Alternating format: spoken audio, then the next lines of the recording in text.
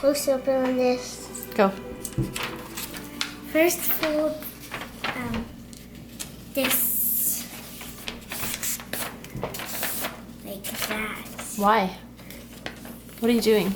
So you can wing it. Making a snowflake.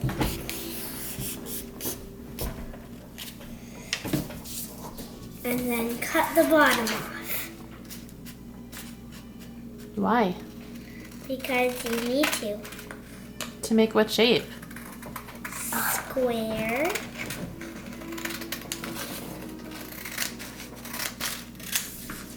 Cut that off. And then fold it.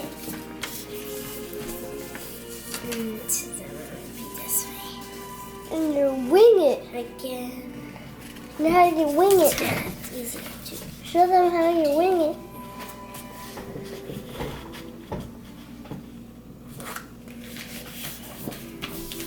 So you have another triangle.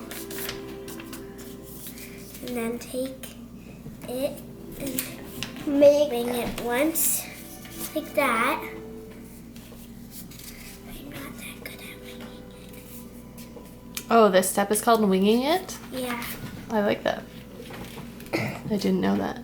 Did you guys make that up? No, you made it up. I made that up? Yeah. Oh, that's because I'm so cool. Yeah, so you're gonna end up with this design. That design. Cut Seems wrong, but you have to chop it. Hey? here. Cut the top off. There you go. And there's the wing. I'm gonna make a leaf. Dad taught me how to make big leaves. So what are you doing right now? I'm gonna make the design. The design. Snowflake. Okay. Is there a trick to that? No. No trick? Just do whatever design you want.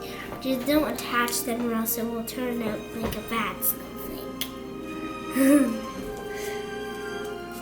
Like if you just keep cutting and you do one, if you cut a whole side off, it won't be very nice. Is that what you mean? Like if you attach all the designs like from one side to another, Right. it won't work. Right. Okay. Can you turn that down a little bit more? Ready? It's 100 right now. Ooh, that one turned out really cool. There you go. That's how to make a snowflake. With 6 branches. Most snowflakes have 6 branches. Some have 3. Like we learned the other day.